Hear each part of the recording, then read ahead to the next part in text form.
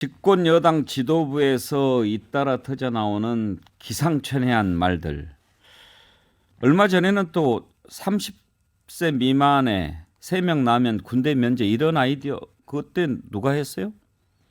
그것도 이제 당에서 아마 저출산 대책으로서 예. 언급을 한 것 같은데요. 지금 이런 계속 엉뚱한 실언들이 나오고 있고, 전 아까 김철근 시장님께서 잘 짚어주셨다시피 당신 100%로 뽑은 그 폐해거든요. 그래서 저는 이 사태에 대해서 지금 현 지도부도 전 당연히 책임을 져야 되고요. 더 나아가서 윤심이 당심이고 당심이 민심이라고 우겼던 장제원 의원, 그리고 이 당신 100%를 기획했던 정진석 위원장 같은 경우는 전 이분들도 이 공동 운명으로 같이 책임지셔야 된다. 저는 이렇게 생각합니다.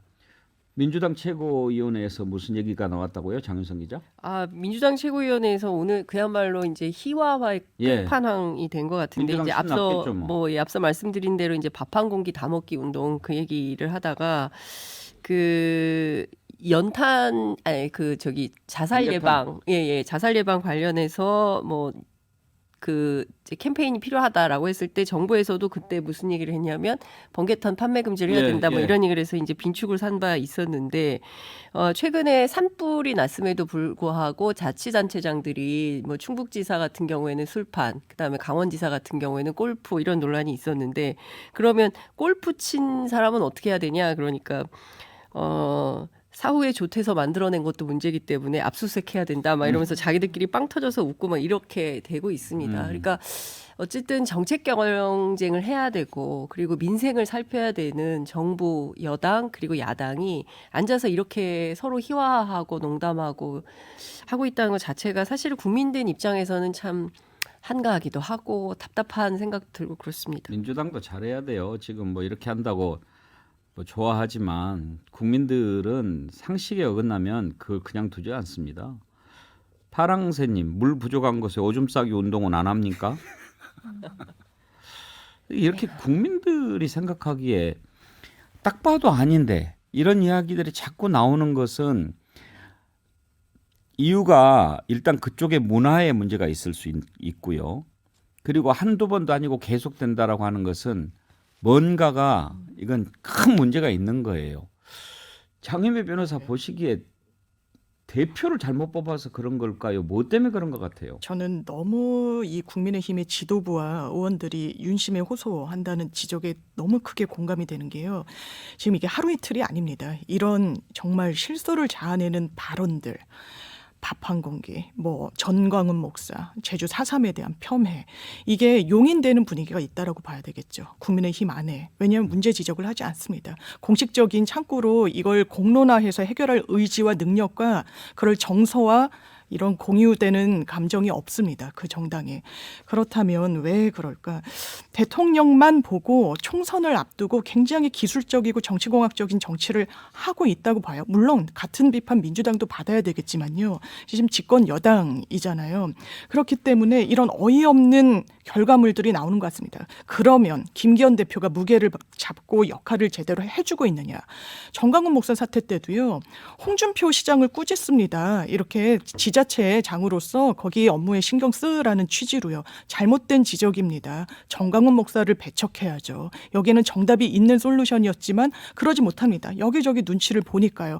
그런데 딱 눈치를 보지 않는 한 집단이 있죠. 국민, 시민들의 눈치를 보지 않는 겁니다. 국민의힘은. 그게 총선에 아까 성적표 지금 이 순간에도 매겨지고 있을 텐데 어떤 성적표로 국민들이 채점표를 돌려드릴지 아마 정말 반성해야 될 겁니다. 이 말씀 한 번만 꼭 드리고 싶은데, 그 우연히 반복되면 이건 필연이거든요. 저는 앞으로 이제 실력은 다 나왔다고 보고요. 저는 아까 민주당도 이제 최고위에서 농담하고 이러는데, 저는 당연히 비판할 수 있고 농담할 수 있는데, 지금 국민들 입장에서 보면요, 민주당이 너무 못해가지고 대안 세력으로 국민의힘 한번 갖다 썼는데 더 지금 못하고 있는 겁니다. 이렇다면 국민들은 그럼 도대체 마음을 어디다 둬야 되느냐, 전 이런 생각이 따라 붙고요.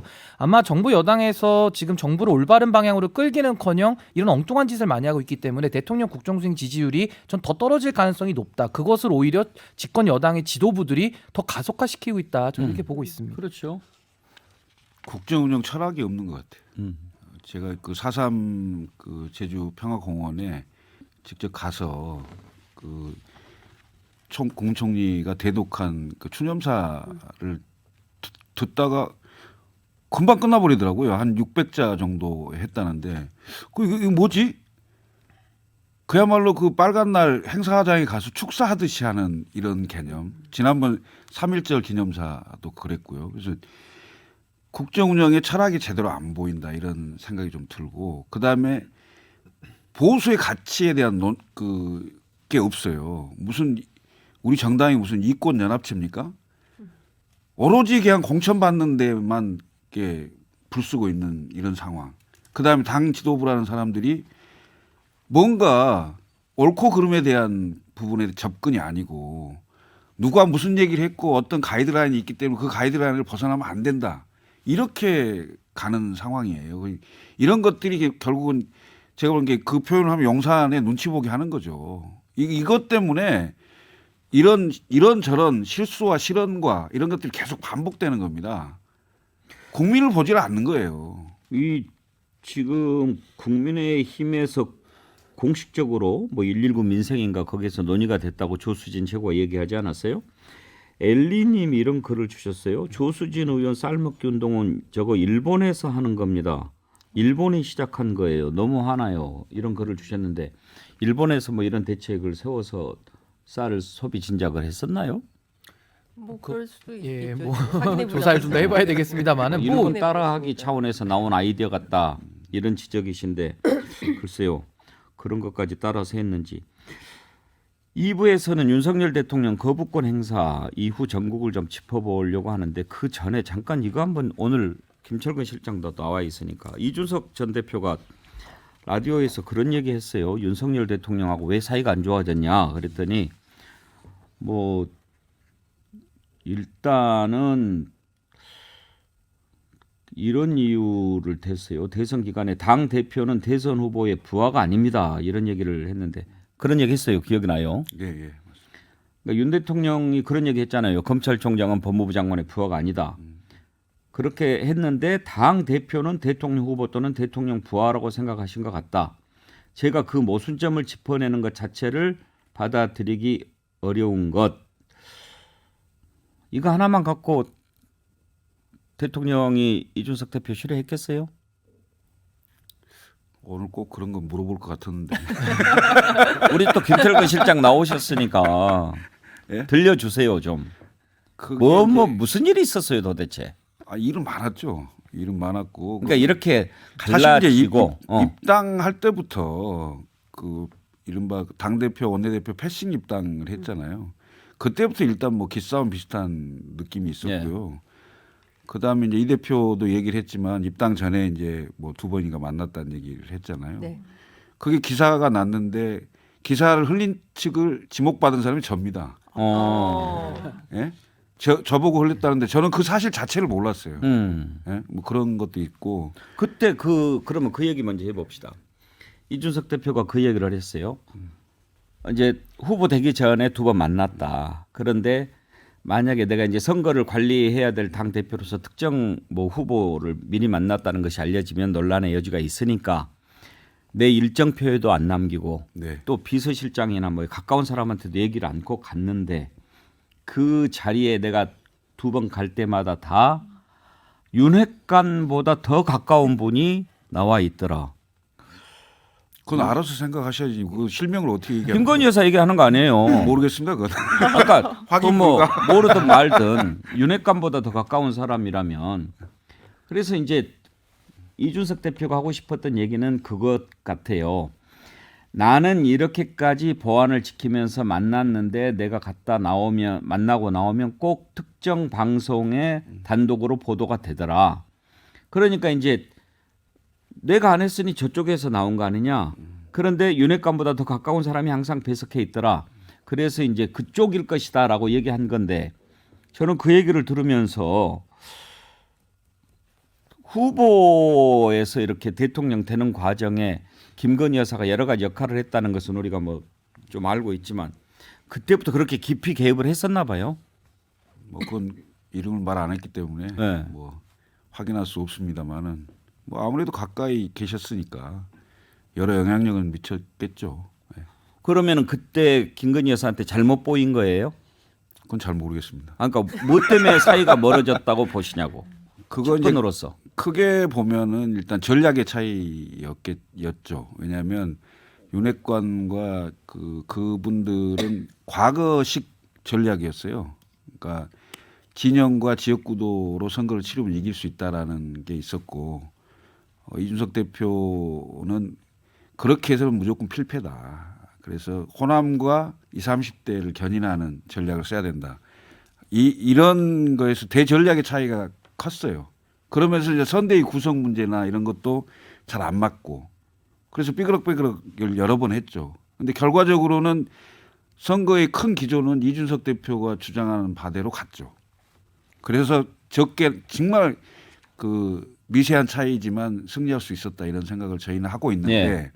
아마 정반대의 생각을 할 겁니다. 이준석 대표가 그렇게 난리를 쳐서 크게 이길 걸 그거밖에 못 이겼다. 이렇게 생각할 수도 있을 거예요. 아마 그쪽은. 저는 앵커님 허락해 주시면 저는 제가 이거 아무한테도 얘기 안 했던 그 뒤에 있었던 얘기를 저도 한번 오늘은 연관해서 드리고 싶은데 아니, 조수진 최고도 얘기하는데 뭐 아니 저는 이 부분에 대해서는 제가 이거는 증언을 할 수 있기 때문에 이준석 대표의 그 더 씌워진 걸 제가 하나 좀 벗길 수 있을 것 같아요. 그게 뭐냐면 지금부터 조용히 들어봅시다. 아니 이준석 대표가 윤석열 대통령 그 후보 당시였죠.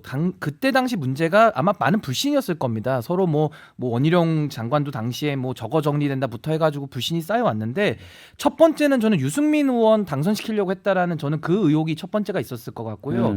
후보 선출 이후에는 이준석 대표가 후보는 빛나게 안 해주고 자기 정치하고 있다. 자기 대선 뭐 다음 차차기 대선 위해서 자기 지금 선거를 하고 있다. 이 두 가지로 전 생각을 하는데요. 제가 그 열정열차라는 거 2월 말에 다 띄운 거 기억하실 겁니다. 그 이준석 대표가 저한테 별도로 이제 지시를 해서 제가 다 총괄 기획을 했던 건데 이게 2월 말에 띄웠어요. 근데 이거 열차를 빌리려면 2달 전에 신청을 해야 됩니다. 그래서 제가 이거를 12월 달부터 준비를 했었어요. 근데 이준석 대표가 12월 말에 한 번 1차 당무 거부가 있었고 1월 달에 2차 당무 거부가 있으면서 봉합이 됐거든요. 그때 김종인 위원장 오시면서 당시에 이준석 대표가 당무 거부하면서 언론 접촉도 안 할 때 저를 또 따로 불러가지고 이 열정열차를 계속 챙겼어요. 그리고 홍보에 대해서도 계속 아이디어를 냈습니다. 그러니까 저는 이준석 대표가 윤석열 후보를 떨어뜨리려고 했다? 그건 논리적으로도 말이 안 되는 게 아니 당대표가 후보를 떨어뜨리면 본인도 정계 은퇴를 해야 되는데 어떻게 여기에 대해서 무책임하게 그렇게 할 수가 있겠습니까? 게다가 저를 따로 불러가지고 열정열차를 지시하고 했기 때문에 그 열차가 2월 말에 뜬 거거든요. 그러니까 저는 이런 오해들이 이걸 저도 그때는 말할 수가 없었지만은 이제 와서 생각해 보면 많은 지지자들이 갖고 있는 오해들, 아 대통령 떨어뜨리려고 했다, 그건 말이 안 되거든요. 그래서 이 부분은 제가 이준석 대표가 본인이 얘기하기는 어려울 테니까 이건 제가 그냥 있었던 일을 좀 말씀을 드리고 싶었습니다. 열차 해줬는데 거기다 구두바로 올려가지고 또 그래서 한 번밖에 안 타셨어요. 원래 2번을 4박 6일을 돌아야 되는데 한 번밖에 못 타셨습니다. 근데 그때 그거 찍으신 분이 용인시장 하고 있는 이상일 의원님이 찍으셨어요. 그렇죠. 자기 정치하려고. 그렇죠. 그런 게 자기 정치지. 이준석 대표는 뒤에서 묵묵히 당무거부를 하면서도 열정열차를 기획하고 뭘 하고 문구를 뭘 하고 프로그램 이걸 저랑 얘기하면서 청년 보좌역들을 데려다가 계속 트레이닝을 시켰거든요. 참 이 부분은 매우 억울할 거는 같다 이 생각을 저는 꼭 하고 있습니다. 그러니까 정치를 처음 하는 분이 좀 이런저런 얘기를 다 들어가면서 만들어갈 생각은 안 하고 내 마음에 드는 사람들하고만 쭉 하려고 하는데 정치를 오래 했으면 또 그 라인이라도 뭐 있겠죠. 근데 다 이제 검찰만 있는 것이고 또 지도부 구성하는 것도 다 내 뜻만 따라가는 사람들 이렇게 하고 그러니까 이게 민심이 제대로 전달이 안 되는 거 아니에요. 그렇습니다. 그래서 국민의힘 내부에서는 윤석열 대통령이 그러니까 윤석열 대통령을 기존의 다른 정치인들, 다른 대통령들하고 똑같은 프레임에서 놓고 보면 그 분석은 늘 틀리고 실패한다라는 얘기를 합니다. 그러니까 이분은 그냥 검사고 공무원 출신이다. 그거 말고는 그밖에 다른 이력이 없다. 그리고 내년 총선도 어쩌면 국민의힘이 좀 오해하고 있는지도 모르겠다. 이런 얘기가 들려요. 그게 무슨 얘기냐면 우리는 일당이 되는 게 목표다라고 하면서 선거 전략을 짜고 캠페인을 하고 있는데 어쩌면 대통령은 일당이 아니더라도 본인을 보좌하거나 보호할 수 있는 검찰 중심의 그런 세력을 만드는 것, 그게 더 2당 3당이 되더라도 확실한 내 편을 구축하는 것, 이게 더 중요하다. 그러니까 유승민이나 이준석이 돼서 일당을 하는 것보다는 그러니까 본인하고 세력이 가까운 누군가가 당을 장악하면서 이 당이 돼도 상관없다 이런 생각을 하고 있는 거 아니냐. 그래서 사실은 우리가 내부에서 상당히 위기감을 갖고 있다 이런 얘기를 하고 있습니다. 그래서 경우에 따라서는 조만간 국민의힘 내부에서 상당히 큰 혼란이 또 생길 수 있을 것 같다. 그래서 김기현 대표 넉달설 이런 게 또 돌고 있어요. 근데 그거야말로 보수 진영을 생각하지 않고 자기 정치를 하는 거 아니겠습니까? 그럼 자기만을 위해서 내 식구들, 내 새끼들 다 꽂겠다 이건데 저는 그거야말로 그럼 자기 정치의 끝이다. 저는 이렇게 보고 그건 비판받아야 저는 마땅한 그래서 생각이다라고 봅니다. 지금 현역들하고 영남을 좀 물갈이를 한다는 거 아니겠습니까? 그래서 벌써부터 검찰 출신 누구를 어디에 꽂는다라는 소문이 나면서 이게 그러니까 공천은 사실 그리고 선거는 생존이 걸린 문제이기 때문에 아주 세게 부딪힐 수 있다는 얘기가 나오고 있습니다. 아니 한 번의 경험을 했잖아요. 역사적 경험이 실패로 끝난 걸 또 해요.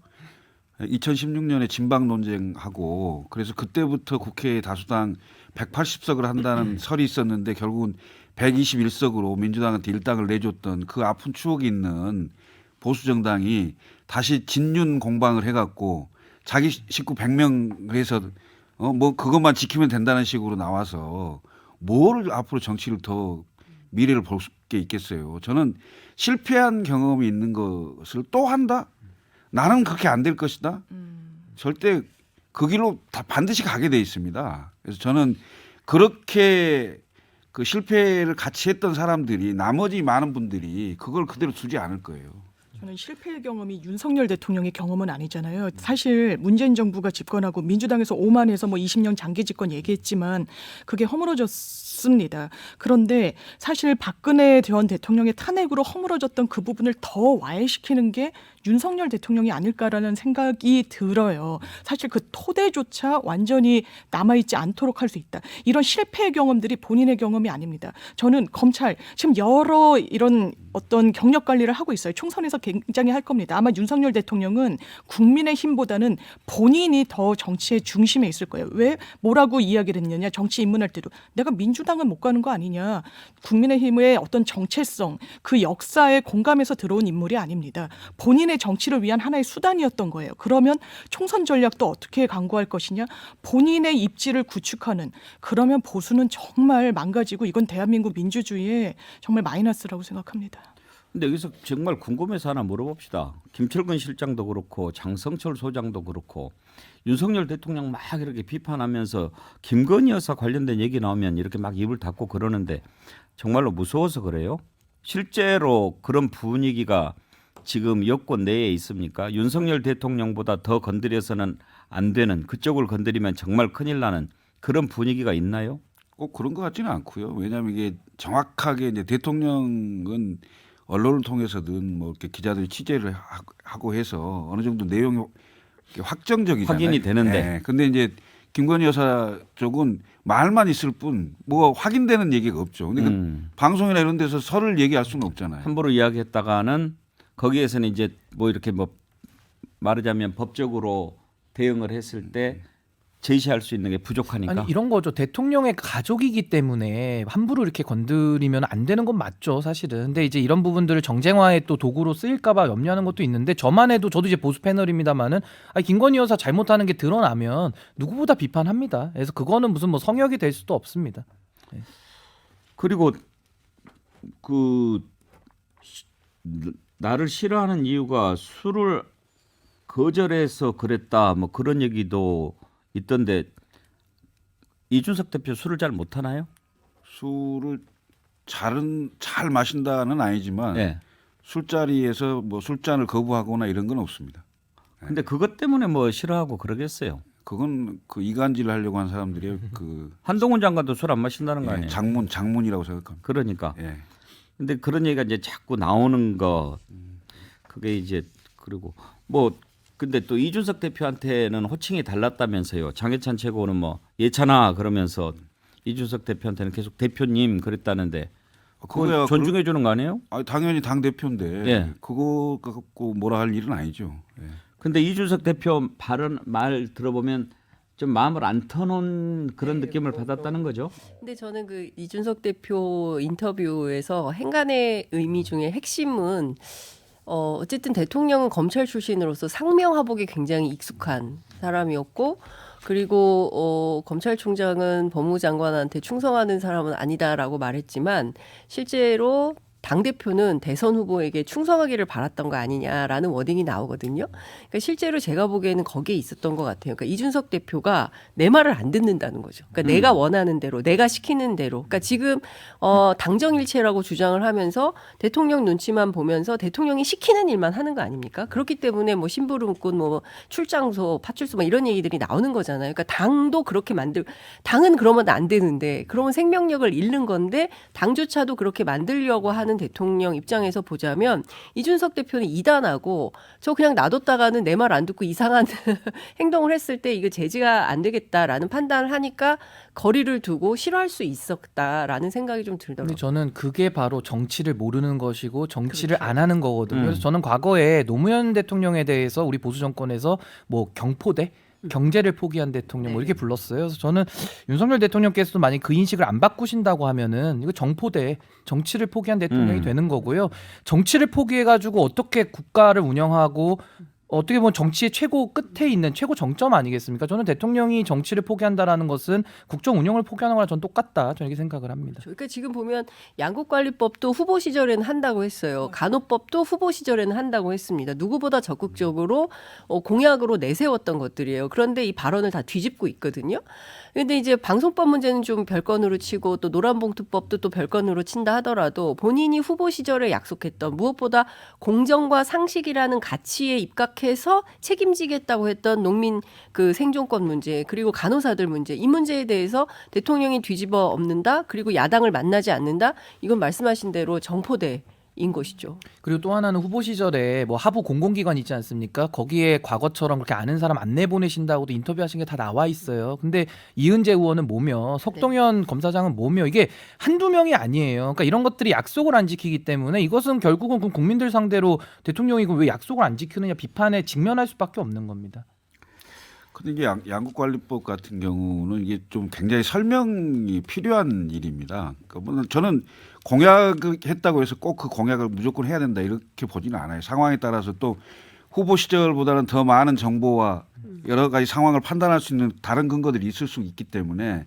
근데 이게 지금 그 양국관리법의 핵심은 초과 생산된 쌀의 수요를 어떻게 늘릴 것이냐 아니면 초과 생산을 못하도록 공급 자체를 좀 줄여야 될 것이냐 이 측면인데 사실 대통령은 공급 자체를 줄이는 방향으로 가야 된다고 그걸 생각을 한 거예요. 민주당은 초과 생산된 부분 지금 우리가 한 40만 톤 정도 이상 초과 생산이 되는 거예요. 벼농사를 짓는 전국이 그 논이 한 80만 헥타르 되는데 한 8만 헥타르 정도가 초과 생산을 하는 면적이라고 합니다. 그러니까 한 40만 톤이 초과 생산되는데 이 초과 생산을 해서 그걸 보장을 해주잖아요. 그럼 대략 한 1조 원 정도의 예산이 들어간다는 거예요. 그리고 이게 해마다 계속 그걸 해야 되잖아요. 그러면 그 40만 톤을 계속 사서 그 관리를 해야 될 거 아닙니까? 그러면 킬로그램당 2,000원 정도인데 나중에 팔 때는 200원에 판다는 거예요. 그래서 하여튼 농민의 생존권 문제 이거 민주당도 맞춰주세요. 여당도 좀 잘 챙겨서 논의해야 된다고 생각합니다. 오늘 또 선물 드려야 되고 오늘 우리가 기록 세웠어요. 동시 접속자 15,000명을 돌파해요. 예, 아주 감사드립니다. 하여튼 뭐 김재원 최고위원 비판하는 거 보니까 새로 나온 원내대표 두 사람은 조금 상식적인 말을 하던데 빨리 상식을 좀 찾았으면 좋겠습니다만 오늘 자연주의 화장품 글래머 화장품 받으실 분 김HJUNG님 드리겠는데 상식아 넌 다시 돌아오기는 어렵겠다 걱정을 하셨네요. 돌아와야 될 텐데 좀 제대로 좀 하라고 그래요. 말을 안 들어요. 예, 오늘 함께 해주신 여러분 감사합니다. 봄비가 촉촉한 날 아주 기록도 세우고 고맙습니다. 오늘 네 분 수고하셨습니다. 네. 감사합니다. 함께 해주신 여러분 내일 오전 11시에 다시 찾아뵙겠습니다. 감사합니다.